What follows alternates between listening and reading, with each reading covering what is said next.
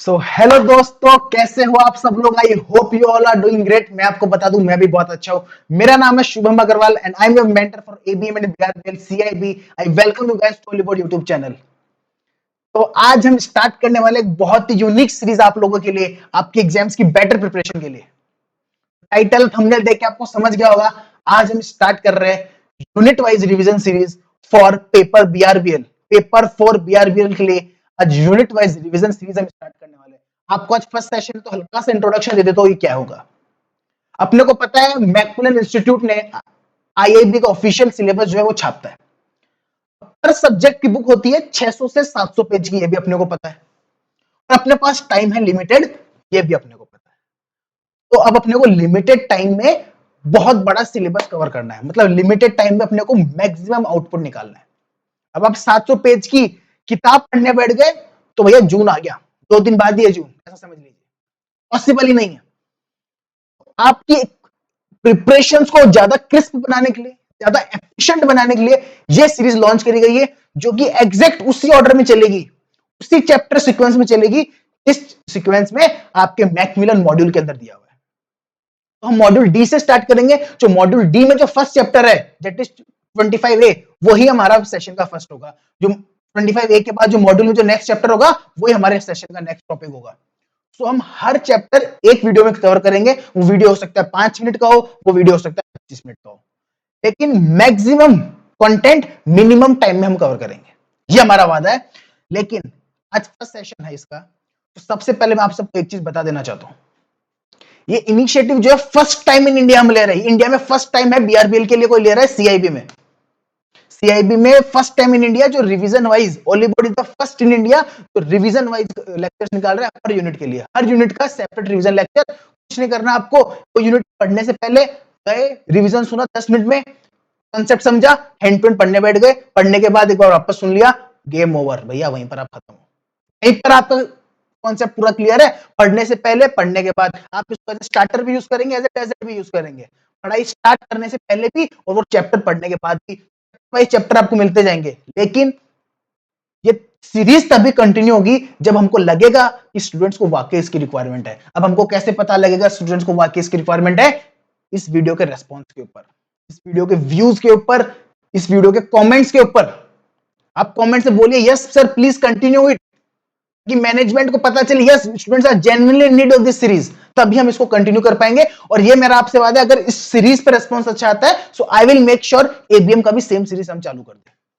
आज तुम बीआरबीएल का कर रहे हैं, लेकिन बीआरबीएल की सीरीज कंटिन्यू रहेगी नहीं रहेगी, प्लस एबीएम की चालू होगी नहीं होगी, वो डिपेंड करता है इस पर्टिकुलर सेशन के रेस्पॉन्स पे। सो आई होप आपको समझ पा रहे हैं इंपॉर्टेंस क्या है। सबसे अगेन रिक्वेस्ट है, लाइक मैंडेटरी, कोई ऑप्शन नहीं है, सब्सक्राइब तो मैंडेटरी है ही है, वो तो पहले से बोल रहा हूं आपको। Comments are very important. Comments में आप हमको कम्युनिकेट करोगे सर इसको कंटिन्यू करो, तभी हम आगे कंटिन्यू कर पाएंगे। वरना हमारा जो लिमिटेड टाइम हम ट्राई करेंगे कहीं और आपके बेनिफिट के लिए इन्वेस्ट करें, तो हमारा जो टाइम हम ट्राई कर रहे हैं कि हर एक मिनट, हर एक घंटा मोस्ट बेनिफिशियल यूज हो, तो आपको बताना है कि सर ये जहां पे आप इन्वेस्ट कर रहे हो 15-20 minute daily, this is the most beneficial. तो अगेन कह रहा हूं, like and comments are very important for this particular session. चलिए स्टार्ट करते हैं। हॉलीवुड ऐप के बारे में आपको पता है, यहाँ पे आपको बहुत सारा ई कंटेंट फ्री में मिलेगा, अलोंग विद हमारे courses, selection batch, holiday batch, crash course, सब कुछ आपको मिलेगा। फॉर द टाइमिंग अगर आप शुभम कोड यूज करते हो तो उस टाइम पर जो मैक्सिमम डिस्काउंट चलता रहेगा वो आपको मिल जाएगा, मैक्सिमम % डिस्काउंट। और जो जो स्टूडेंट्स नए हैं चैनल पे, subscribe mandatory, like mandatory, comment mandatory. तो मैं आपको बता देता हूँ सेशन चलने कैसे वाला है। जैसे मॉड्यूल डी आप अपने इंडेक्स ओपन करोगे ना बुक्स में, उसमें दिया हुआ 25A, 25B, 25C, 25D, तो ये सब अपने हर इंडिविजुअल लेक्चर्स में कवर होता जाएगा। तो मतलब जैसे इसमें 34 है, तो मतलब ये अकॉर्डिंगली उतने लेक्चर्स में आपका जाकर मॉड्यूल कवर हो जाएगा। लेक्चर्स 5 मिनट से लेकर 10 मिनट हो सकता है, 15 मिनट भी हो सकता है, 20 मिनट भी हो सकता है, डिपेंडिंग अपॉन चैप्टर जो अपन कवर कर रहे हैं। सो आज फर्स्ट चैप्टर हम स्टार्ट करें मॉड्यूल डी से। तो चलिए गाइस स्टार्ट करते हैं मीनिंग ऑफ कॉन्ट्रैक्ट। आज हम पढ़ने वाले meaning and essentials of a contract. तो हमारा टॉपिक है मीनिंग ऑफ कॉन्ट्रैक्ट। कॉन्ट्रैक्ट क्या होता है? Contract means an agreement enforceable by law. Contract एक ऐसा एग्रीमेंट होता है जो आप लॉ, कानूनी तौर पे किसी पे लागू करवा सकते हो। एग्रीमेंट का मतलब क्या होता है? फॉर एग्जांपल दो पार्टी है ए और बी, सबसे पहले ए ने बी को कोई ऑफर दिया और बी ने वो ऑफर को एक्सेप्ट कर लिया। द मोमेंट बी किसी ए के ऑफर को एक्सेप्ट कर लेता है, हम बोलते हैं ए और बी के अंदर एक एग्रीमेंट हो चुका है। तो एग्रीमेंट का मतलब क्या है? Offer plus acceptance. एग्रीमेंट का मतलब क्या है? Offer plus acceptance. The moment वो एग्रीमेंट को आप कानूनी तौर पर किसी पे बाध्य करवा सकते हैं, एनफोर्सेबल बाय लॉ, मतलब आप कानून की शरण में जा सकते हैं। अगर कोई भी पार्टी डिफॉल्ट करता है, एनफोर्सेबल बाय लॉ, आप एनफोर्स करवा सकते हो लीगली, उसको बोलते हैं कॉन्ट्रैक्ट। कॉन्ट्रैक्ट का मतलब क्या है? Agreement plus enforceable by law. और एग्रीमेंट का मतलब क्या है? Proposal plus acceptance. दो पर्सन के बीच में जितने भी होने वाले एग्रीमेंट्स है, वो कॉन्ट्रैक्ट तभी माने जाएंगे if they satisfy the following conditions. First क्या है? It is made by free consent, parties की फ्री कंसेंट होनी चाहिए। दबाव के बेसिस पे तो वो कॉन्ट्रैक्ट में एंटर नहीं कर रहे, दबाव में नहीं होने चाहिए। कॉम्पिटेंट टू कॉन्ट्रैक्ट, सारी पार्टी जो है लीगली कॉम्पिटेंट होनी चाहिए। मतलब फॉर एग्जांपल माइनर है, minor is not legally competent, तो वो कॉन्ट्रैक्ट नहीं कर सकता। कंसिडरेशन, काम के बदले में जो आपको पैसा मिल रहा है उस कॉन्ट्रैक्ट में, वो that should be lawful, illegal नहीं होना चाहिए। कॉन्ट्रैक्ट करने का उद्देश्य लॉफुल ऑब्जेक्ट, उद्देश्य लॉफुल होना चाहिए। एंड वो कॉन्ट्रैक्ट है वो एक्सप्रेसिवली कहीं पे वॉइड नहीं होनी चाहिए। वॉइड का मतलब रद्द, अमान्य। कि एक्ट, जो कॉन्ट्रैक्ट एक्ट है वही तो उस कॉन्ट्रैक्ट को अमान्य नहीं बोलता। फॉर एग्जांपल एक्ट बोलता है अगर आप माइनर के साथ कॉन्ट्रैक्ट करते हो तो कॉन्ट्रैक्ट अमान्य है, तो भैया कहीं वो वॉइड तो नहीं है। तो वो कॉन्ट्रैक्ट वॉइड नहीं होना चाहिए, लॉफुल होना चाहिए, पार्टीज कंपिटेंट टू कॉन्ट्रैक्ट होनी चाहिए और फ्री कंसेंट होना चाहिए। अब बात करते हैं essentials of a valid contract. एक वैलिड कॉन्ट्रैक्ट में क्या क्या चीज जरूरी है? First, proposal and acceptance. भैया सबसे पहले प्रपोजल होगा, द मोमेंट प्रपोजल एक्सेप्ट होगा, दोनों के बीच में एग्रीमेंट बनेगा, तो भैया एग्रीमेंट होना कंपलसरी है। B, intention to create a legal relationship. मैं जिसके साथ भी कॉन्ट्रैक्ट कर रहा हूं, हम दोनों का इंटेंशन होना चाहिए कि हम एक लीगल रिलेशनशिप में एंटर करें। मतलब अगर तू डिफॉल्ट करेगा तो भैया तू लीगली लायबल रहेगा, मैं डिफॉल्ट करूंगा तो तू भी मेरे पे केस कर सकता है। हम दोनों के बीच में एक लीगल रिलेशनशिप है। इससे यार दोस्ती मस्ती के लिए हम कॉन्ट्रैक्ट नहीं कर रहे, हमारा इंटेंशन है एक लीगल रिलेशनशिप क्रिएट करना। एग्रीमेंट्स थर्ड क्या है? एग्रीमेंट्स में भी ओरल और रिटर्न। एग्रीमेंट्स ओरल भी हो सकते हैं, रिटर्न भी हो सकते हैं।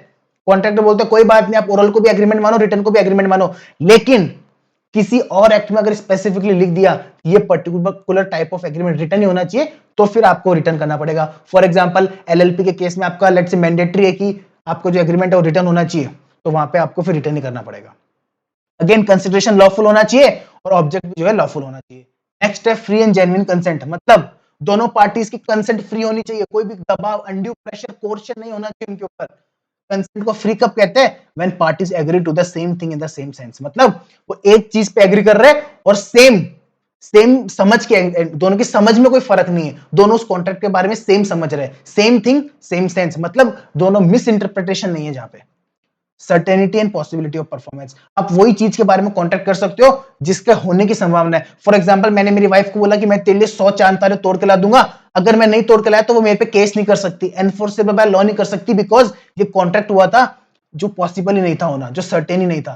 तो अगर आप कोई अनपॉसिबल चीजों के लिए एग्रीमेंट करते हो तो वो कॉन्ट्रैक्ट नहीं माना जाएगा। तो कॉन्ट्रैक्ट का object should be certain and possible, वो पॉसिबल भी होना चाहिए।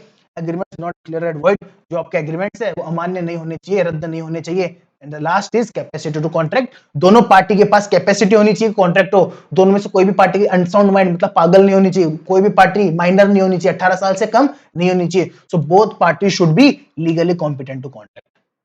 इसी के साथ अपना 25 एक कंप्लीट होता है। इसमें बस बेसिक कॉन्ट्रैक्ट का मीनिंग और बेसिक फीचर ही थे जो हमने क्विकली कवर कर लिए। अब ये एक सीरीज आगे कब बढ़ेगी वो डिपेंड करता है इस सेशन पे क्या रेस्पॉन्स आ रहा है। So I again request all of you guys, please give a huge response to this session. इसके बेसिस पे ही हमारे आगे के सेशन प्लान होंगे। आई होप आज का सेशन आपके लिए यूजफुल रहा होगा। I will meet you in the next section. Thank you so much guys for watching. Thank you so much. Good night.